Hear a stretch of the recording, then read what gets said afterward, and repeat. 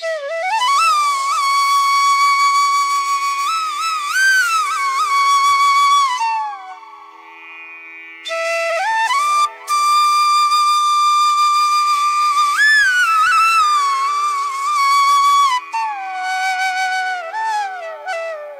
समय पहले की बात है।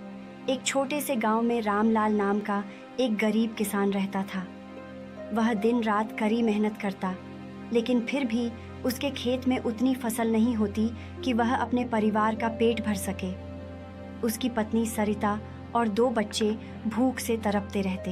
एक दिन रामलाल बहुत दुखी होकर एक साधु महाराज के पास गया और उनसे बोला, महाराज, मैं दिन रात मेहनत करता हूँ, फिर भी मेरे घर में हमेशा गरीबी रहती है। ऐसा क्यों? क्या यह मेरा भाग्य है? साधु मुस्कुराए और बोले, बेटा, भाग्य भी मेहनत से बदलता है, लेकिन यदि तुम सच में जानना चाहते हो कि तुम्हारे भाग्य में क्या लिखा है, तो पहाड़ के उस पार रहने वाले महाज्ञानी बाबा से मिलो। रामलाल को एक आशा की किरण दिखी। वह तुरंत यात्रा पर निकल पड़ा। रामलाल का सफर लंबा था। चलते चलते वह एक जंगल में पहुंचा। वहां उसने एक घायल शेर को कराहते हुए देखा। रामलाल शेर के पास गया और कहा, क्या हुआ शेर भाई, तुम इतना कराह क्यों रहे हो? शेर ने उससे कहा, भाई, मेरी तबीयत बहुत खराब है। अगर तुम महाज्ञानी बाबा से मिलने जा रहे हो तो उनसे पूछना कि मेरा भाग्य कब बदलेगा। ठीक है भाई, मैं तुमसे वादा करता हूँ कि मैं तुम्हारा सवाल का जवाब जरूर पूछूंगा। रामलाल ने शेर से वादा किया और आगे बढ़ा।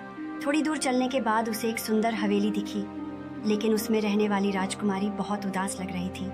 राजकुमारी ने कहा, मेरे पास सब कुछ है, लेकिन फिर भी मैं हमेशा दुखी रहती हूँ। कृपया महाज्ञानी बाबा से पूछना कि मेरी खुशी कब लौटेगी। रामलाल ने हाँ कहा और आगे बढ़ गया।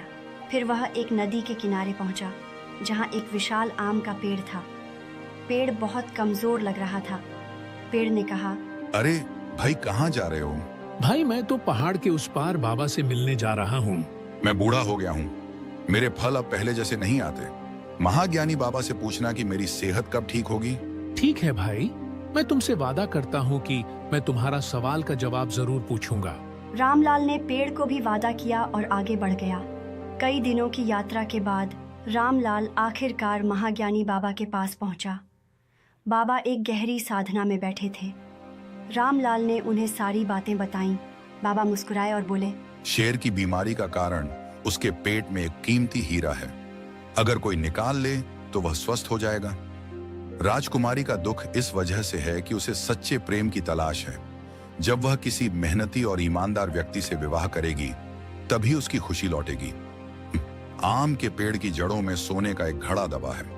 अगर कोई उसे खोद निकाले तो पेड़ फिर से स्वस्थ हो जाएगा। और तुम्हारे भाग्य की बात करें तो तुम्हारे भाग्य में लिखा है कि तुम दूसरों की मदद तो कर सकते हो, लेकिन खुद गरीब ही रहोगे। रामलाल निराश हो गया। ठीक है बाबा, लेकिन कम से कम मैं शेर, राजकुमारी और पैर की मदद जरूर करूंगा। लेकिन उसने तय किया कि वह कम से कम शेर, राजकुमारी और पेड़ की मदद जरूर करेगा। रामलाल पहले आम के पेड़ के पास पहुंचा और जड़ों के नीचे खुदाई की। वहां सच में सोने का घड़ा निकला।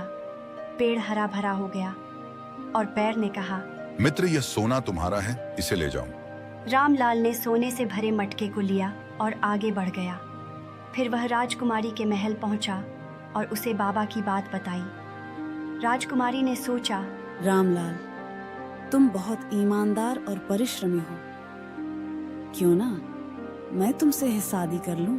कि रामलाल ईमानदार और परिश्रमी व्यक्ति है और उसने उसी से विवाह करने का निर्णय लिया। रामलाल को यकीन नहीं हो रहा था कि उसका भाग्य अचानक बदल रहा है। फिर वह शेर के पास पहुंचा और उसके पेट से हीरा निकाल दिया।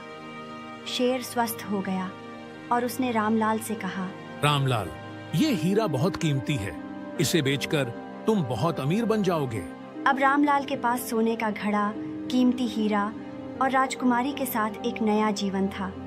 वह समझ गया कि भाग्य हमेशा लिखा तो होता है, लेकिन सही समय पर सही निर्णय लेने से ही इसे बदला जा सकता है। तो दोस्तों, ये कहानी आपको कैसी लगी? अगर अच्छी लगी तो वीडियो को लाइक करो और चैनल सब्सक्राइब करो। Thanks my all YouTube family.